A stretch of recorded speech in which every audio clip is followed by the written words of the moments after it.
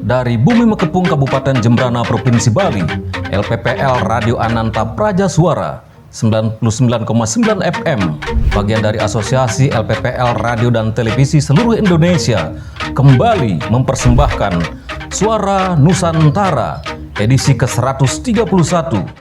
Assalamualaikum warahmatullahi wabarakatuh. Om Swastiastu, salam kebajikan. Salam jumpa pemirsa, bersama saya Lani Meliana dari LPPL Radio Ananta Praja Suara 99,9 FM Kabupaten Jembrana Provinsi Bali, untuk mengabarkan berita-berita dari seluruh LPPL Indonesia untuk Anda seluruh pemirsa dalam acara Suara Nusantara edisi ke-131.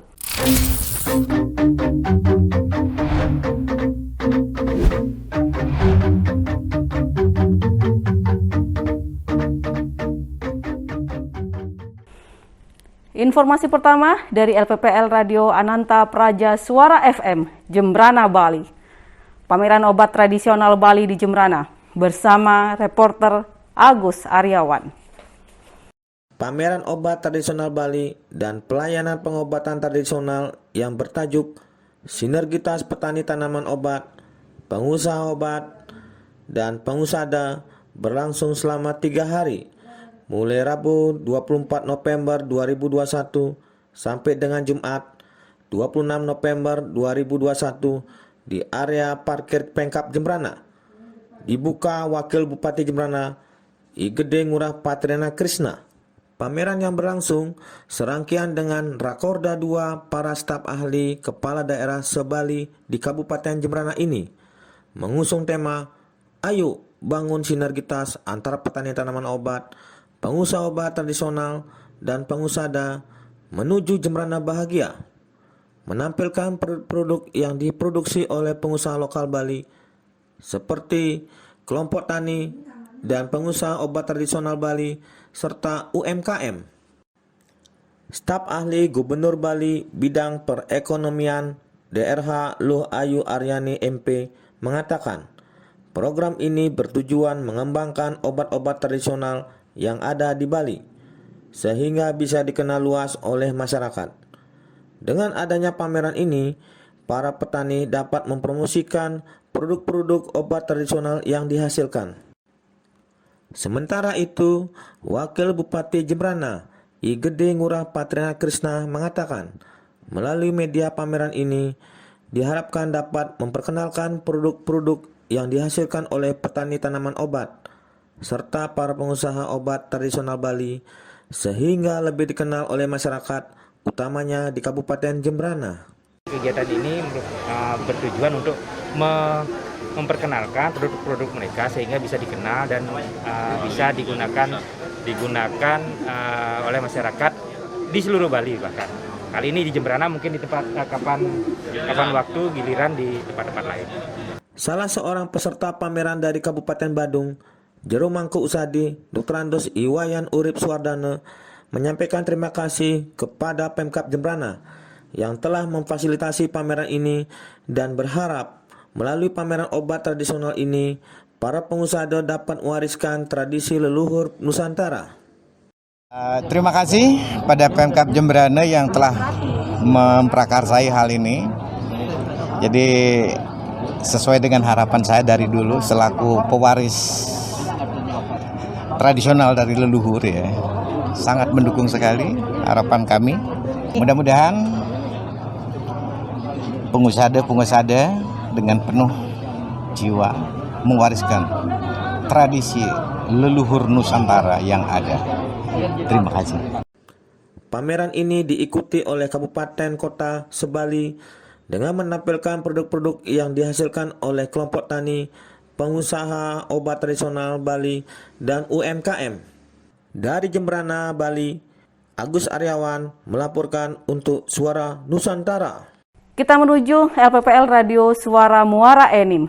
Pemkab Muara Enim raih kategori stand offline terbaik 1 dalam Festival Literasi Sumsel 2021 bersama reporter Andre Taulana.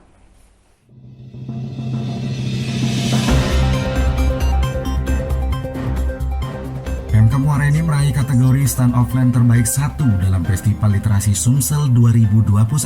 Prestasi, dan prestasi. Hal itulah yang alhamdulillah dibawa pulang Pemkab Muara Enim dari Festival Literasi Sumsel tahun 2021 yang berlangsung selama 3 hari di Bukit Siguntang, Kota Palembang, di mana Kabupaten Muara Enim berhasil meraih kategori stand offline terbaik 1. Penghargaan tersebut diberikan oleh Gubernur Sumatera Selatan Haji Hermanderu melalui Duta Literasi Sumsel, Ratu Tenile Rifa Hermanderu, kepada Bupati Muara Enim yang diwakili Bunda Literasi Kabupaten Muara Enim, Hajar Reni Depi An Nasrun Umar, pada saat acara penutupan Festival Literasi Sumsel tahun 2021 yang ditutup oleh Asisten 3 Bidang Administrasi Umum Setda Provinsi Sumatera Selatan Haji Nelson Firdaus, Senin 8 November 2021. Dalam festival tersebut, Pemkab Muara Enim dapat meraih kategori stand offline terbaik 1, bukan tanpa alasan. Pasalnya, selain menampilkan produk literasi yang menarik, inovatif, dan informatif, serta didukung produk-produk unggulan Dekranasda Kabupaten Muara Enim, termasuk produk-produk binaan perusahaan di Kabupaten Muara Enim yang dikemas dalam dekorasi stand rumah adat Muara Enim, dan juga pastinya ditambah kehadiran LPPR Radio Suara Muara Enim, Rame FM Radio dengan announcernya DJ Andre Tolana yang membuat suasana semakin meriah dan menarik perhatian para pengunjung yang berujung pada nyeruput kopi semendok. Pada saat diwawancarai, Hajar Reni Depi An Nasrun Umar mengungkapkan, alhamdulillah syukur dan sudah sewajarnya berkat kerja keras, kerjasama tim, dan kekompakan stand Pemkab Muara Enim yang mengangkat tema adat Tunggu Tubang dalam literasi dapat meraih kategori stand offline terbaik 1 dalam Festival Literasi Sumsel 2021. Ditambah lagi dengan kehadiran Radio Suara Muara Enim yang luar biasa, ungkap Hajar Reni Depi Nasrun Umar. Muara Enim luar biasa, maju dan jaya Muara Enim. Ini menunjukkan bahwa yang jelas dan nyata dari sebuah stand itu menunjukkan hasil kerja keras, kerjasama, koordinasi, dan kekompakan serta keikhlasan daripada dari Dinas Perpustakaan bersama instansi yang terkait dan PKK dan semuanya dalam menyiapkan satu stand literasi terbaik. Ia pun menambahkan bahwa prestasi yang diraih saat ini harus dijadikan motivasi ke depan untuk terus meraih prestasi-prestasi yang akan datang, karena tentunya ke depan persaingan akan prestasi dan kemajuan akan semakin berat. Untuk itu, ayo kita bekerja sama-sama tingkatkan literasi di Kabupaten Muara Enim dan kita baca. Sementara itu, Kepala Dinas Perpustakaan Kabupaten Muara Enim Panca Suryadi Harta mengungkapkan bahwa kebersamaanlah yang menjadi kunci dari kesuksesan Pemkab Muara Enim dapat meraih prestasi dalam festival ini. Seperti pepatah mengatakan, kerja keras tidak akan mengkhianati hasil. Hal itulah yang selalu menjadi dasar untuk kita dalam melakukan suatu pekerjaan. Dan selamat untuk semua rekan-rekan Pemkab Muara Enim atas hasil kerja kerasnya. Semoga ke depan kita bisa meraih prestasi-prestasi lainnya yang lebih baik lagi guna menjadikan Kabupaten Muara Enim lebih maju dan berjaya. Andre Tolana, Suara Muara Enim Radio untuk Suara Nusantara. Untuk informasi berikutnya dari LPPL Abirawa FM Batang. Jadi Bupati sehari, Theo sampaikan aspirasi anak bersama reporter Heri Kisianto. Mendapat kesempatan menjabat sebagai Bupati Batang sehari dalam program Kids Take Over untuk memperingati Hari Anak Sedunia, Theophilia berupaya menyampaikan isu-isu hangat seputar anak-anak Kabupaten Batang di masa pandemi COVID-19 serta menyampaikan aspirasinya. Hari Anak Sedunia yang diperingati tiap 20 November tahun ini dirayakan oleh Forum Anak Jawa Tengah dengan menduduki jabatan-jabatan strategis di jajaran Pemda masing-masing. Theo, sapaan akrabnya saat ditemui di kantor DP3AP2 KB Batang Senin 22 November 2021 mengatakan, menjadi pejabat publik meski hanya sehari memerlukan persiapan yang matang karena akan disaksikan ribuan pasang mata secara virtual. Jadi hari ini saya men-take over jadi Bupati Batang untuk menyampaikan isu-isu yang ada di Batang dan tentang solusi-solusi apa aja yang udah dibuat kita untuk orang-orang, untuk anak-anak di Kabupaten Batang. Jadi adanya Kids Take Over ini dibuat agar biar anak-anak sendiri yang langsung berbicara untuk menyampaikan aspirasi. Jadi adanya Kids Takeover ini dibuat agar biar tidak ada filter yang biasa dibuat. Kan biasa kalau pemerintah yang bilang itu kita nggak tahu, maksudnya kan udah memang disampaikan semuanya oleh pemerintah. Cuman biasanya ada beberapa hal yang dari forum anak tahu itu tidak disampaikan. Jadi selalu banyak filter yang dibuat gitu. Kepala DP3AP 2KB Batang Supriyono mengatakan kegiatan tersebut menjembatani anak-anak yang berpotensi untuk berlatih menyampaikan aspirasinya ketika diberi kesempatan menjadi kepala daerah. Saya mengucapkan terima kasih kepada anak-anak. Yang pertama, kemarin Hari Anak Sedunia, alhamdulillah sudah dilaksanakan di Jawa Tengah, semuanya virtual. Dan di tempat kami juga mengikuti. Yang pertama ada Mbak Theo sebagai Bupati dan Huda sebagai Kepala Dinas. Saya merasa bangga, mereka juga punya potensi untuk menerangkan seandainya menjadi Bupati. Yang paling penting mereka itu punya harapan. Yang kedua, mereka juga ada satu keinginan ingin menjadi maju di masa-masa pandemi ini. Kegiatan tersebut dapat terlaksana berkat kerjasama antara UNICEF, Forum Anak Jawa Tengah, pemerintah Provinsi Jawa Tengah, serta pemerintah Kabupaten Kota se-Jawa Tengah. Kita menuju informasi berikutnya dari LPPL Radio Rewako 100.4 FM. Presiden Joko Widodo resmikan Bendungan Karaloe. Bersama reporter Ahmad. Presiden Republik Indonesia Joko Widodo meresmikan Bendungan Karaloe di Kabupaten Goa pada hari Selasa kemarin. Turut hadir mendampingi Menteri PUPR Basuki Hadi Mulyono, Menko Perekonomian Airlangga Hartanto, Pelaksana Tugas Ketua Sulsel Andi Sudirman Sulaiman, Wakil Ketua Komisi 5 DPR RI dan serta jajaran Prokopindo Sulsel, Bupati Goa Adnan Purita Iksan Yasilimpo dan Bupati Jeneponto. Peresmian ini ditandai dengan memutar tuas roda pintu air oleh Jokowi, yang dilanjutkan dengan penandatanganan prasasti tanda diresmikannya bendungan ini. Presiden RI Joko Widodo menyampaikan hadirnya bendungan ini akan mendukung dalam peningkatan hasil pertanian. Dia menjelaskan Bendungan Karaloe yang dibangun menghabiskan anggaran 1,27 triliun. Hari ini telah selesai dan siap untuk diresmikan. Dia menegaskan bahwa bendungan yang nantinya akan mengairi 7.000 hektar lahan pertanian yang ada di Kabupaten Jeneponto, dan ini bendungannya ada di Kabupaten Goa, tapi yang mendapatkan manfaat adalah para petani di Kabupaten Jeneponto. Alhamdulillah, Bendungan Karaloe yang dibangun menghabiskan anggaran 1,27 triliun hari ini alhamdulillah telah selesai dan siap untuk kita resmikan. Bendungan yang nantinya akan bisa mengairi 7.000 hektar lahan pertanian yang ada di Kabupaten Jeneponto.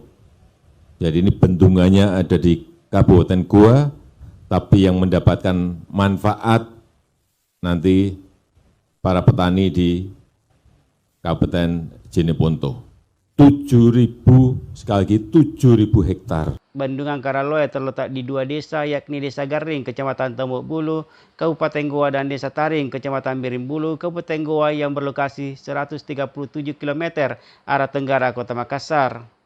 Hadirnya bendungan ini memiliki manfaat, diantaranya mengairi daerah irigasi seluas 7.000 hektare, penyediaan air baku untuk 10 kecamatan di Kabupaten Jeneponto, dan 1 kecamatan di Kabupaten Goa. Demikian Ahmad melaporkan. Untuk informasi selanjutnya dari LPPL Radio 3M Maluku. Cuaca wilayah Provinsi Maluku untuk hari Selasa dan 2 hari ke depan secara umum diperkirakan cerah berawan. Bersama reporter LPPL Radio 3M Maluku.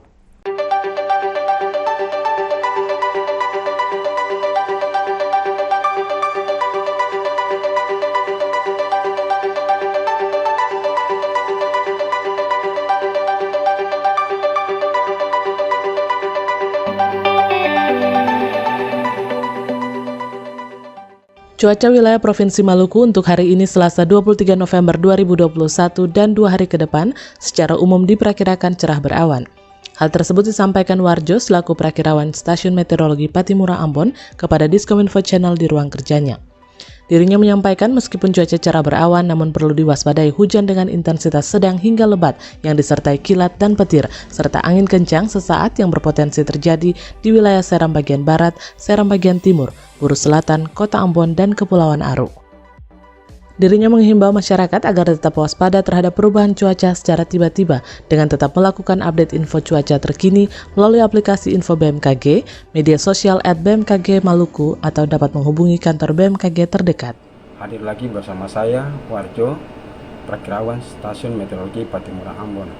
Saya akan mengupdate info cuaca untuk wilayah Maluku pada hari ini hingga 2 hari ke depan.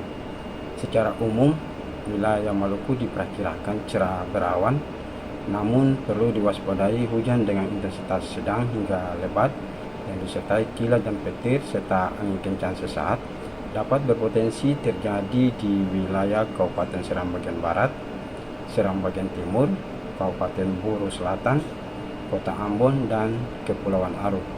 Masyarakat dihimbau untuk tetap waspada terhadap perubahan cuaca secara tiba-tiba dengan tetap mengupdate info cuaca terkini melalui aplikasi info BMKG, media sosial @info BMKG Maluku, atau dapat menghubungi kantor BMKG terdekat.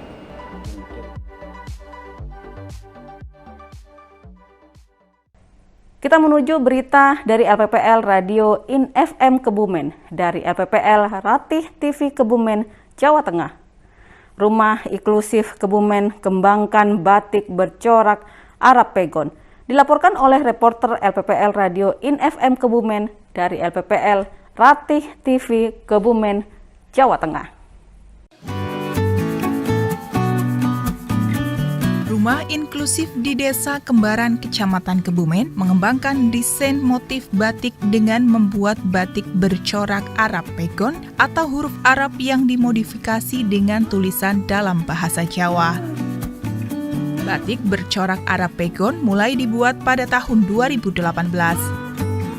Sebelumnya, anak-anak difabel di Rumah Inklusi Kebumen hanya membuat batik dengan corak pada umumnya.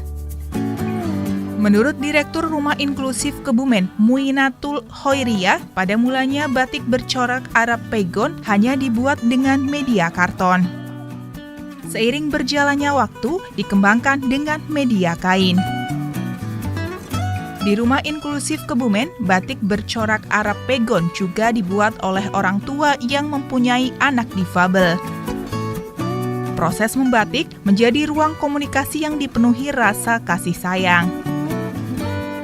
Batik Pegon juga menjadi wadah bagi difabel untuk menyalurkan imajinasi, kreasi, dan inovasi. Dari Kebumen, Tim Liputan Ratih TV memberitakan.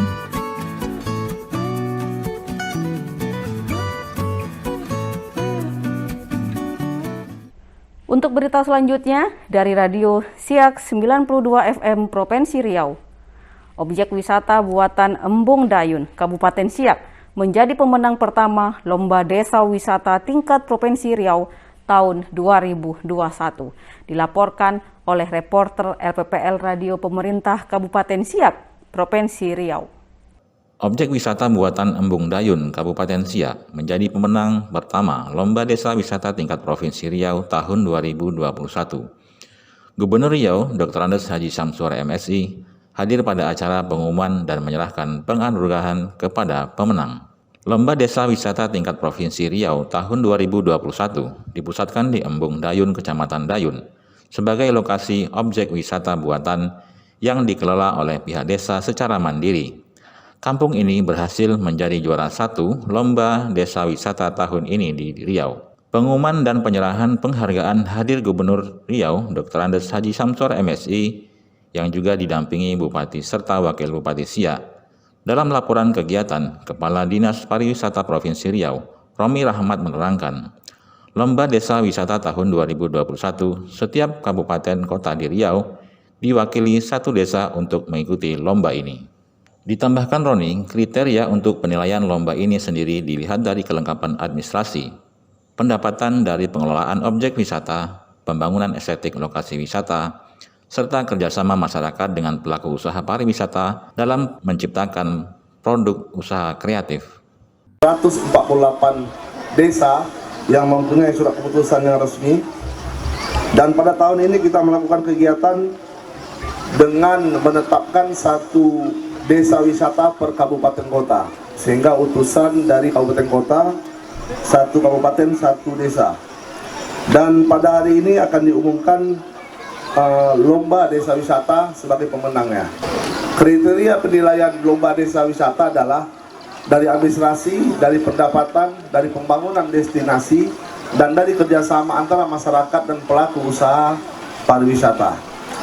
Dan di sini juga dinilai adalah desa wisatanya, bukan destinasinya, tapi desa wisatanya. Di samping itu, Bapak Bupati Siak Haji Alferdi mengatakan di Kabupaten Siak terdapat 21 desa wisata. Hal ini dikelola secara bersama antara pengelola desa wisata dan kelompok sadar wisata atau Pokdarwis setempat telah berhasil mendatangkan pendapatan asli kampung 30 juta rupiah sejak awal dibuka setelah pelonggaran PPKM oleh pemerintah. Hal ini tentunya diharapkan dapat menjadi motivasi bagi kampung lain yang ada di Kabupaten Siak untuk mengembangkan potensi wisata di wilayah masing-masing sehingga terwujud kemajuan kampung. Nah, harapannya di masa akan datang ini bisa lebih dikelola dengan baik bersama desa wisata yang lainnya, dan alhamdulillah Pak Gubernur di desa wisata Dayun ini ya kemarin tadi dilaporkan oleh Pak Penghulu ini sudah bisa menghasilkan antara 25 juta sampai 30 juta satu bulan. Ya, ini sumber PAD juga bagi desa dan juga bagi Pokdarwis, ini bagi dua. Ya, 50-50 antara Pokdarwis dengan desa. Mudah-mudahan ini akan mendorong Desa Dayun menjadi desa yang mandiri di masa datang. Kampung Dayun keluar sebagai juara 1 lomba desa wisata tingkat Provinsi Riau tahun 2021, diikuti Desa Meskom Kabupaten Bengkalis juara kedua dan Desa Rantau Langsat Kabupaten Indragiri Hulu juara ketiga. Penyerahan hadiah untuk pemenangnya, lomba ini dilakukan langsung oleh Gubernur Riau Dr. Haji Samsuar kepada penghulu Kampung Dayun Nasya Nugrik. Gubernur Samsuar juga menyerahkan sertifikat halal LPP POM MUI kepada 3 pelaku usaha UMKM Kabupaten Siak. Gubernur Riau berharap dari 1.500 desa yang ada di Riau lebih termotivasi menciptakan desa wisata di wilayahnya masing-masing. Dari LPPL Radio Pemerintah Kabupaten Siak, Provinsi Riau mengabarkan untuk Suara Nusantara. Beralih ke informasi selanjutnya, pemirsa. Radio Teman 95,3 FM jabarkan 199 inovasi Kabupaten Bogor. Bupati Bogor Ade Yasin mengatakan inovasi berdampak pada sektor kesehatan, ekonomi, dan sosial. Bersama reporter Inggar Prida. Bupati Bogor Ade Yasin menjabarkan 199 inovasi daerah yang dimiliki pemerintah Kabupaten Bogor di hadapan tim penilai Lomba Innovate Government Awards tahun 2021 di ruang sidang RSU Gedung A Kementerian Dalam Negeri. Bupati Bogor Ade Yasin menuturkan 199 inovasi tersebut dalam rangka menjawab tantangan di masa pandemi dan telah berdampak pada perubahan indikator makro pada sektor kesehatan, ekonomi, dan sosial. Sampai dengan tahun 2020, Kabupaten Bogor memiliki 199 inovasi yang diharapkan dapat menjawab tantangan di masa pandemi COVID-19 yang terdiri dari 128 inovasi kesesuaian COVID-19 dan 71 inovasi non-COVID-19. Di antaranya merupakan inovasi non-digital sebesar 115 inovasi dan inovasi digital sebesar 84 inovasi. Bupati Bogor Ade Yasin menerangkan, inovasi daerah di lingkup pemerintah Kabupaten Bogor merujuk pada kondisi dan potensi daerah, serta sebagai langkah penyelesaian atau solusi terhadap berbagai tantangan dan permasalahan yang ada di Kabupaten Bogor. Dampak inovasi terhadap sosial ekonomi di lingkungan pemerintah Kabupaten Bogor mengakibatkan perubahan indikator makro pada sektor kesehatan, ekonomi, dan sosial. Nah, tahun ini ada 199 inovasi yang sudah kita terapkan di beberapa OPD, kecamatan maupun desa, dan ini sangat membantu sekali dalam melaksanakan program, kelancaran program, kepuasan masyarakat, dan juga hal-hal yang memang harus diperbaiki oleh kita. Ini ada dalam inovasi-inovasi tersebut, sehingga pemerintah tanpa inovasi rasanya sulit ya untuk kita menyesuaikan dengan kondisi yang ada. Berikutnya, Bupati Bogor Ade Yasin mengatakan kasus COVID-19 rata-rata per bulan turun 1%.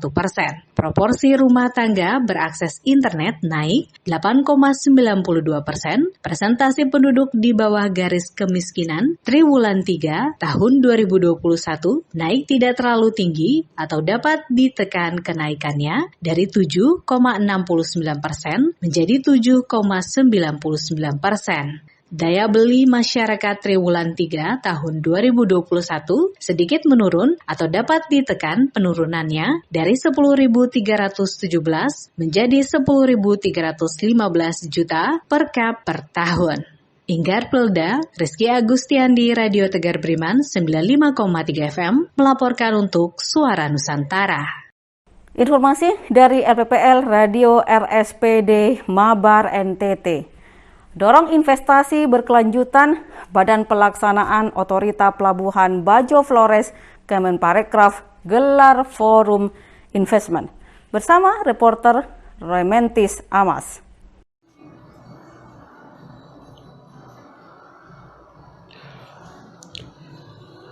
Dorong investasi berkelanjutan, Badan Pelaksana Otorita Labuan Bajo Flores Kemenparekraf gelar Forum Investment. Saudara, Badan Pelaksana Otorita Pariwisata Labuan Bajo Flores atau BPOLBF bersama Kementerian Pariwisata dan Ekonomi Kreatif, Badan Pariwisata dan Ekonomi Kreatif menggelar Forum Investment Road to KTT G20 dengan tema Sustainable Tourism and Creative Economic Investment Forum. Kegiatan yang digelar secara hybrid di Hotel Merorah, Labuan Bajo, Selasa 23 November 2021, ini mengundang sejumlah investor untuk melihat peluang-peluang investasi berkelanjutan di sektor pariwisata dan ekonomi kreatif yang tersebar di 11 kabupaten Flores, Alor, Lembata, dan Bima, Floratama. Kegiatan ini juga sebagai bagian rangkaian dalam menyambut penyelenggaraan G20 tahun depan. Direktur Utama BPOLBF Sana Fatina mengatakan BPOLBF sebagai satuan kerja di bawah Kementerian Pariwisata Ekonomi Kreatif, salah satu tugas dan fungsinya adalah melakukan langkah-langkah percepatan pembangunan di Labuan Bajo Flores, dan forum ini dapat menjadi sarana mengidentifikasi persoalan dan kendala dalam investasi di Labuan Bajo. Pertemuan ini bisa menjadi potret identifikasi persoalan dan kendala dalam investasi di wilayah Labuan Bajo, Flores, serta menemukan solusinya. Selain itu, investasi yang kita butuhkan adalah investasi yang mampu melestarikan untuk menyejahterakan, kata Sana Fatina. Sana juga mengatakan kehadiran investasi di sektor pariwisata dan ekonomi kreatif diharapkan memberikan dampak positif dengan meningkatkan ekonomi masyarakat dengan terbukanya lapangan kerja. Gaung percepatan pembangunan infrastruktur dan pariwisata di Labuan Bajo ditantang dengan pembangunan sumber daya manusia yang mengimbangi, karena tanpa peningkatan kualitas hidup dan kesejahteraan masyarakat, maka tujuan pembangunan tersebut tidak akan tercapai. Ruang-ruang kreatif dibutuhkan untuk menumbuhkan pengusaha-pengusaha lokal baru yang akan mengisi rantai pasok pariwisata masyarakat maupun investor. Berkolaborasi untuk membangun ekosistem parekraf berkelanjutan dan berdaya saing. Inilah jawaban dari manfaat pariwisata dirasakan menetes sampai di bawah, ujar Sana. Sementara itu, Wakil Bupati Manggarai Barat Julianus Weng menyampaikan bahwa forum investasi bukan hanya untuk Labuan Bajo tetapi untuk daerah Floratama. Forum investasi ini bukan hanya diperuntukkan para investor yang mau investasi di Labuan Bajo saja, akan tetapi forum ini diadakan untuk membuka peluang para calon investor untuk berinvestasi di daerah-daerah Floratama, ujarnya. Ia menyampaikan bahwa pemerintah Manggarai Barat akan memberikan moratorium pembangunan hotel bintang 4 dan 5 di Manggarai Barat maksimal bulan Oktober 2022. Kemudian izin yang sudah dikeluarkan akan dievaluasi maksimal 6 bulan sudah harus direalisasikan, katanya. Kami berharap banyak investasi yang masuk dan kami juga tentunya berharap semoga para wisatawan yang berkunjung dan berada di Labuan Bajo bisa merasakan kenyamanan, kata dia. Sementara Deputi Bidang Industri dan Investasi Kemenparekraf Fajar Hutomo menyampaikan apresiasinya kepada seluruh stakeholder yang sudah menyelenggarakan kegiatan forum ini. Saya sangat mengapresiasi semua pihak yang telah mendukung penyelenggaraan kegiatan ini. Kegiatan ini merupakan salah satu kegiatan Road to KTT G20 di tahun 2022 mendatang yang akan menjadikan Labuan Bajo sebagai tuan rumah sekaligus sebagai promosi 5 destinasi pariwisata super prioritas yang akan mendorong para investor untuk melakukan investasi. Semoga kegiatan ini bisa membuka investasi yang banyak agar dapat membantu perkembangan dan pemulihan ekonomi ke depan, ujar Fajar.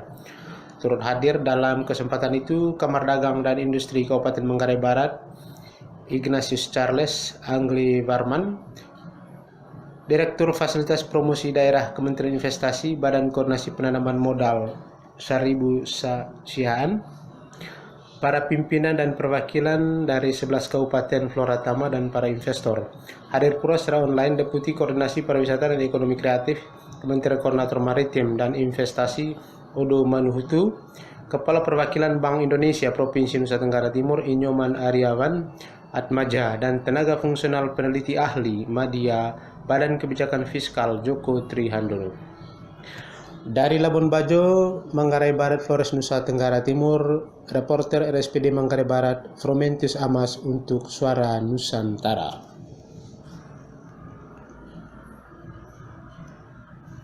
Untuk informasi berikutnya dari LPPL Sturada Pangkal Perjuangan Karawang, Jawa Barat. Bupati Selisia harap pemerintah pusat prioritaskan guru honorer disabilitas. Laporan selengkapnya disampaikan reporter Bung Tris. Bupati Selika harap pemerintah pusat prioritaskan guru honorer disabilitas.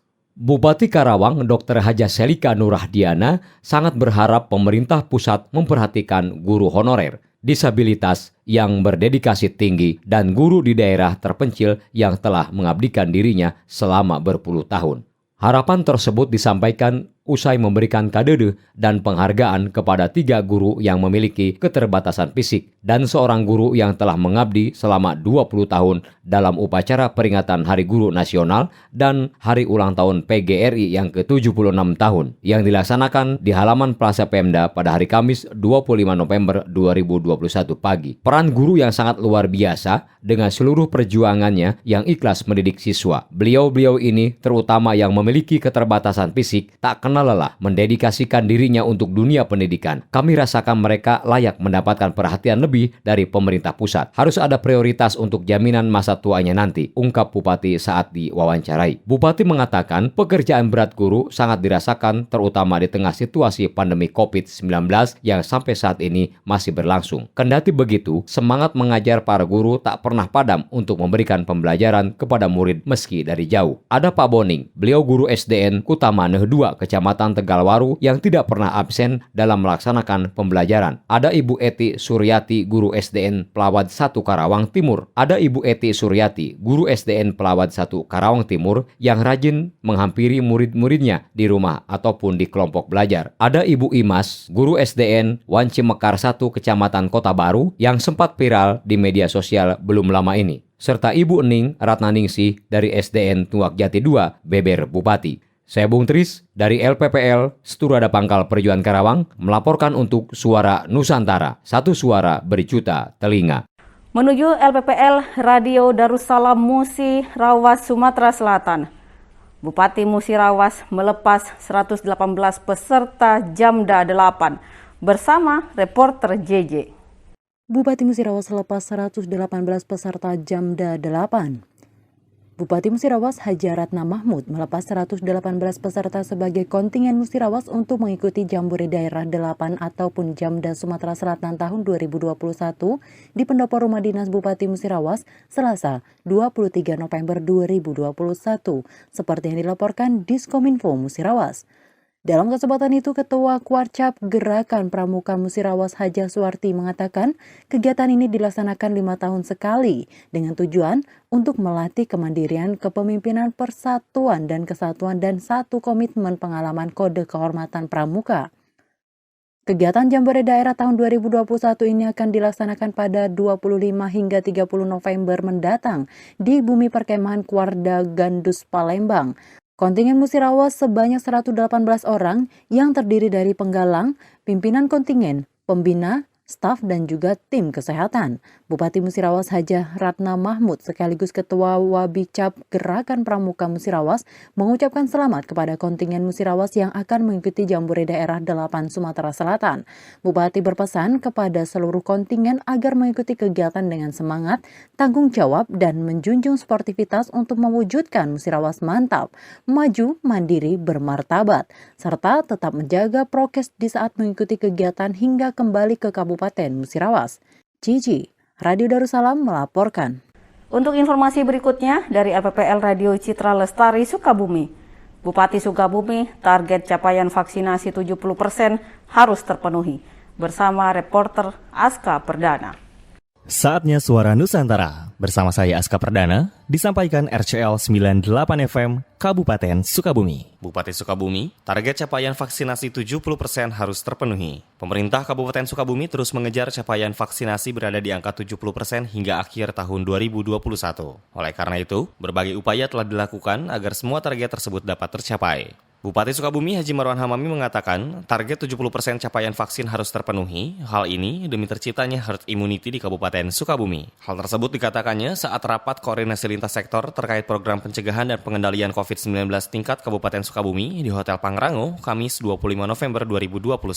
Dalam rakor tersebut dilakukan penguatan dan sinkronasi di setiap perangkat daerah untuk mempercepat capaian dengan konsolidasi persoalan yang ada di lapangan. Sejumlah hal yang akan dilakukan untuk mengejar capaian vaksinasi ialah mobilisasi masyarakat, terutama di daerah yang jauh. Selain itu, dokter masuk kampung akan semakin diintensifkan, terutama dalam menjaga daerah-daerah yang aksesnya terbatas. Tak hanya itu, nantinya puskesmas bisa diberlakukan 24 jam, termasuk bekerjasama dengan klinik yang buka 24 jam untuk mengantisipasi ketika capaian vaksinasi masih kurang. Berkaitan vaksin itu sendiri, menurutnya sudah cukup banyak sehingga mampu untuk mempercepat capaian. Kepala Dinas Kesehatan Kabupaten Sukabumi, Haji Harun Al-Rashid mengatakan target vaksinasi yang akan dilakukan ialah bulan vaksinasi, di mana selama 1 bulan akan dikejar vaksinasi di sejumlah daerah. Sebab, secara penanggulangan COVID-19 di Kabupaten Sukabumi sudah cukup baik, sehingga fokusnya tinggal vaksinasi. Demikian disampaikan RCL 98 FM. Aska Perdana melaporkan untuk Suara Nusantara.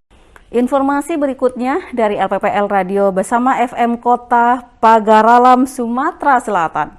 Wali Kota meresmikan Unit Pelaksana Teknis Daerah Perlindungan Perempuan dan Anak atau UPTD PPAA. Kota Pagaralam dilaporkan oleh reporter Eltra Hensi LPPL Radio bersama FM. Saudara, Wali Kota meresmikan Unit Pelaksana Teknis Daerah Perlindungan Perempuan Anak Kota Pagaralam di ex-RSUD Besema Kota Pagaralam pada Kamis 18 November 2021.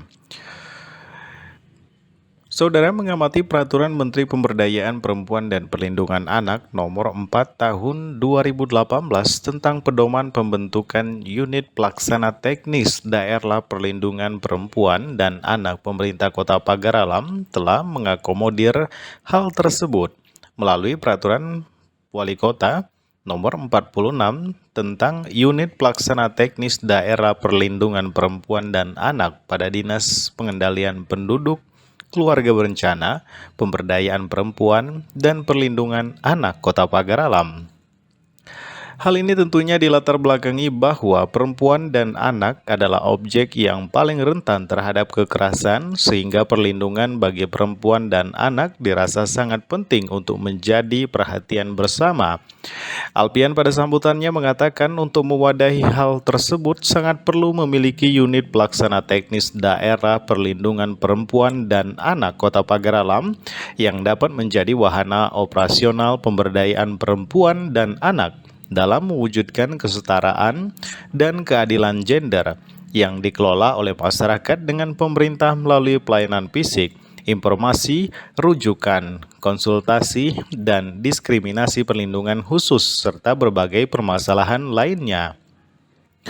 Lanjut Alpian, sehingga unit pelaksana teknis Daerah Perlindungan Perempuan dan Anak Kota Pagar Alam dapat melaksanakan tugasnya sebagai penyelenggara fungsi layanan pengaduan masyarakat, penjangkauan korban, pengelolaan kasus, penampungan sementara, mediasi, dan pendampingan korban. Dari Kota Pagar Alam, Sumatera Selatan, reporter Eltra Hensi dari LPPL Radio Besema FM melaporkan untuk Suara Nusantara.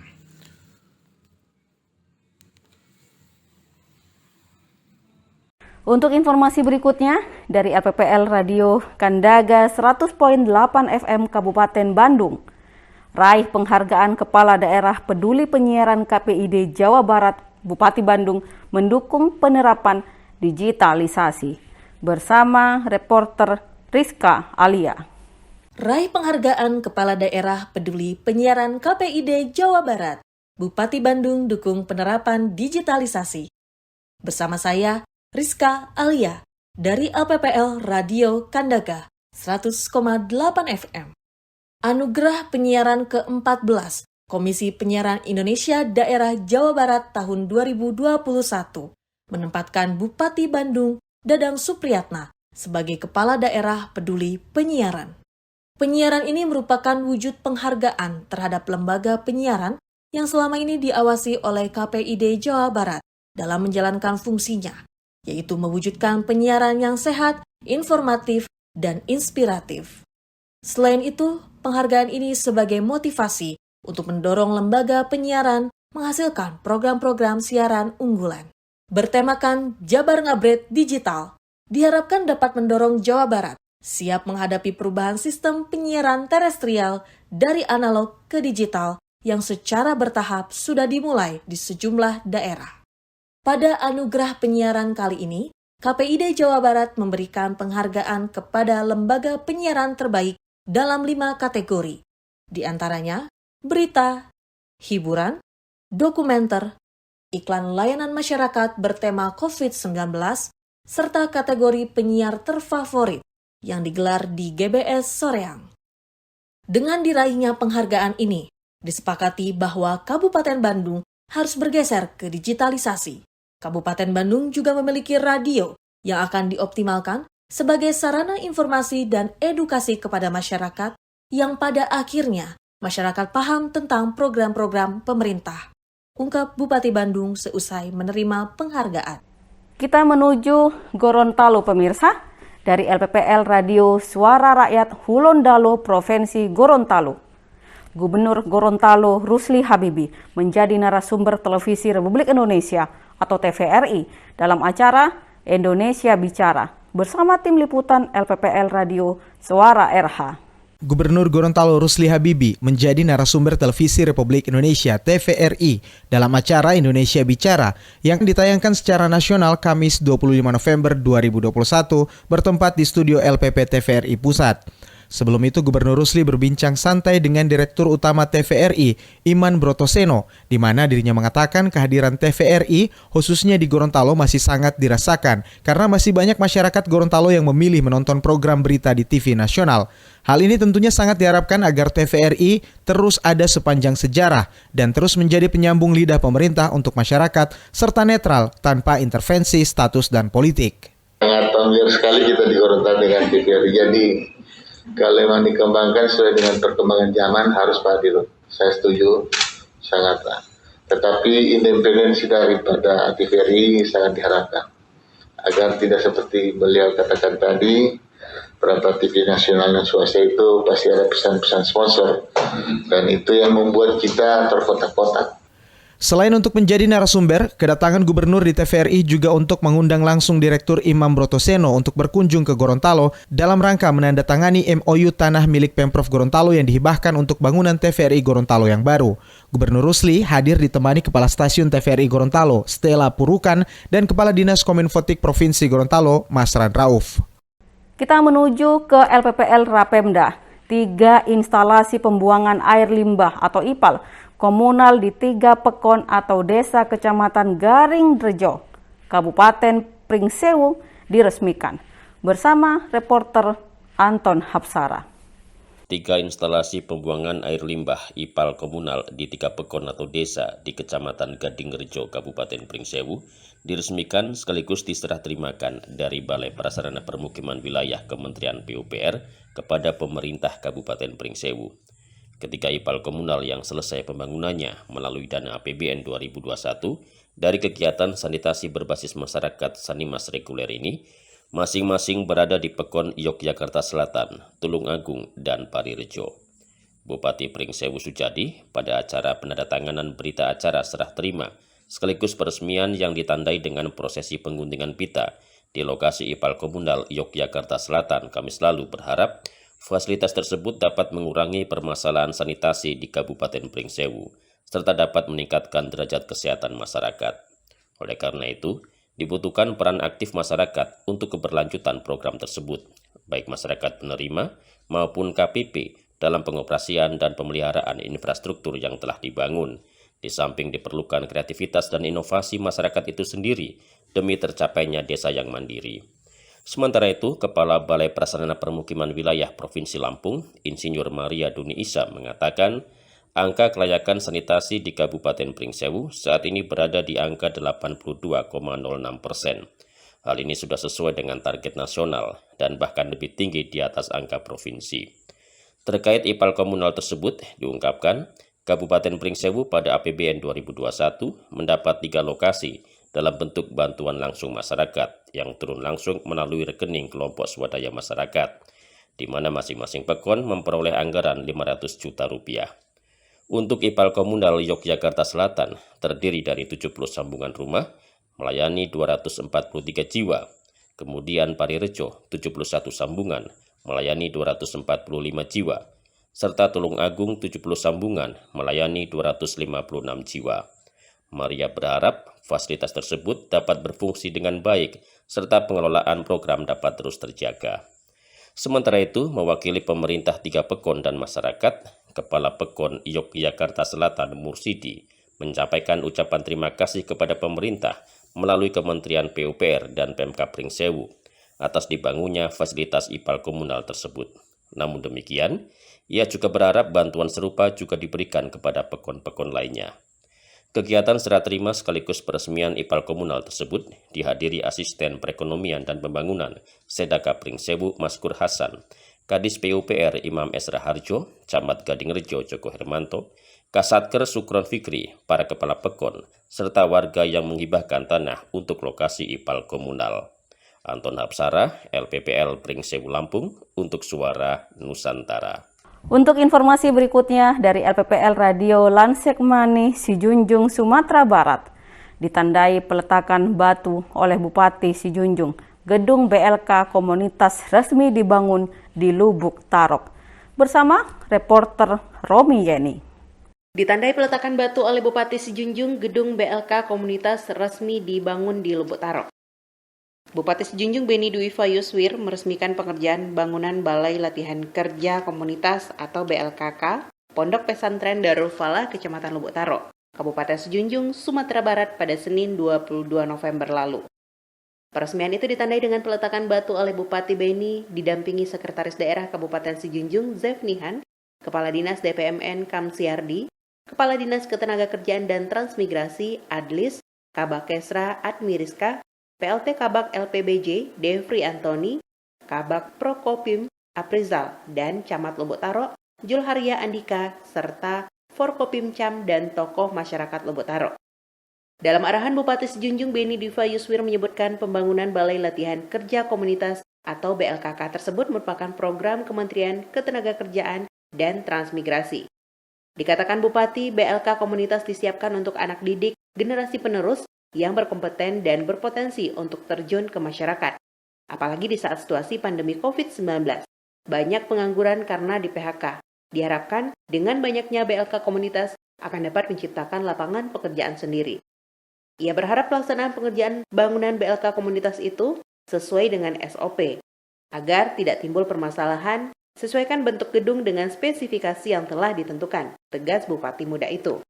Kemudian Beni mengajak seluruh masyarakat agar mau divaksin COVID-19. Mari kita divaksin untuk meningkatkan herd immunity guna menghentikan peredaran COVID-19. Masyarakat jangan ragu untuk divaksin, supaya kondisi negara kita kembali pulih seperti sedia kala, pungkasnya. Sementara itu, Panitia Pelaksana Kerja BLKK, Dery Desriandi mengatakan, anggaran pembangunan BLKK ini merupakan APBN melalui Kementerian Tenaga Kerja dan Transmigrasi. Kita mendapatkan anggaran sebesar 1 miliar, dengan rincian 500 juta untuk pembangunan fisik, 300 juta membeli peralatan, dan 200 juta untuk pelatihan, terangnya. Lebih lanjut, kata Dery, pengerjaan bangunan itu selama 120 hari kalender dengan swakelola. Mudah-mudahan bangunan ini cepat diselesaikan, sehingga bisa dioperasikan sesuai dengan yang kita harapkan. Adapun program pelatihan yang akan dilaksanakan nantinya, yakni pelatihan jaringan komputer, desain grafis, teknisi komputer, animasi, programmer aplikasi, basic office, dan programmer web. Saya Romi Yeni dari LPPL Radio Langsek Manisi Junjung, Sumatera Barat untuk Suara Nusantara. Berita terakhir dari LPPL Radio Sawah Lunto FM. Pemerintah Kota Sawah Lunto, Sumatera Barat berhasil menurunkan angka stunting bersama reporter Ferdianco. Ditandai peletakan batu oleh Bupati Sejunjung, gedung BLK komunitas resmi dibangun di Lubuk Taro. Bupati Sejunjung Beni Dwi Fayuswir meresmikan pengerjaan bangunan Balai Latihan Kerja Komunitas atau BLKK Pondok Pesantren Darul Falah, Kecamatan Lubuk Taro, Kabupaten Sejunjung, Sumatera Barat pada Senin 22 November lalu. Peresmian itu ditandai dengan peletakan batu oleh Bupati Beni didampingi Sekretaris Daerah Kabupaten Sejunjung Zefnihan, Kepala Dinas DPMN Kamsiardi, Kepala Dinas Ketenagakerjaan dan Transmigrasi Adlis, Kabak Kesra Admiriska, PLT Kabak LPBJ Devri Antoni, Kabak Prokopim Aprizal, dan Camat Lubuk Taro Julharia Andika, serta Forkopim Cam dan tokoh masyarakat Lubuk Taro.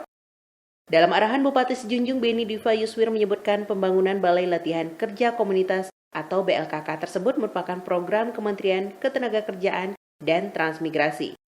Dikatakan Bupati, BLK Komunitas disiapkan untuk anak didik generasi penerus yang berkompeten dan berpotensi untuk terjun ke masyarakat. Apalagi di saat situasi pandemi COVID-19, banyak pengangguran karena di PHK. Diharapkan dengan banyaknya BLK Komunitas akan dapat menciptakan lapangan pekerjaan sendiri. Ia berharap pelaksanaan pengerjaan bangunan BLK Komunitas itu sesuai dengan SOP, agar tidak timbul permasalahan. Sesuaikan bentuk gedung dengan spesifikasi yang telah ditentukan, tegas Bupati muda itu. Kemudian Beni mengajak seluruh masyarakat agar mau divaksin COVID-19. Mari kita divaksin untuk meningkatkan herd immunity guna menghentikan peredaran COVID-19. Masyarakat jangan ragu untuk divaksin, supaya kondisi negara kita kembali pulih seperti sedia kala, pungkasnya. Sementara itu, Panitia Pelaksana Kerja BLKK, Dery Desriandi mengatakan, anggaran pembangunan BLKK ini merupakan APBN melalui Kementerian Tenaga Kerja dan Transmigrasi. Kita mendapatkan anggaran sebesar 1 miliar, dengan rincian 500 juta untuk pembangunan fisik, 300 juta membeli peralatan, dan 200 juta untuk pelatihan, terangnya. Lebih lanjut, kata Dery, pengerjaan bangunan itu selama 120 hari kalender dengan swakelola. Mudah-mudahan bangunan ini cepat diselesaikan, sehingga bisa dioperasikan sesuai dengan yang kita harapkan. Adapun program pelatihan yang akan dilaksanakan nantinya, yakni pelatihan jaringan komputer, desain grafis, teknisi komputer, animasi, programmer aplikasi, basic office, dan programmer web. Saya Romi Yeni dari LPPL Radio Langsek Manisi Junjung, Sumatera Barat untuk Suara Nusantara. Demikianlah pemirsa rangkuman berita Suara Nusantara edisi ke-131. Saya Lani Meliana beserta kerabat kerja yang bertugas pamit undur dan mengucapkan terima kasih. Sampai jumpa pada edisi Suara Nusantara selanjutnya.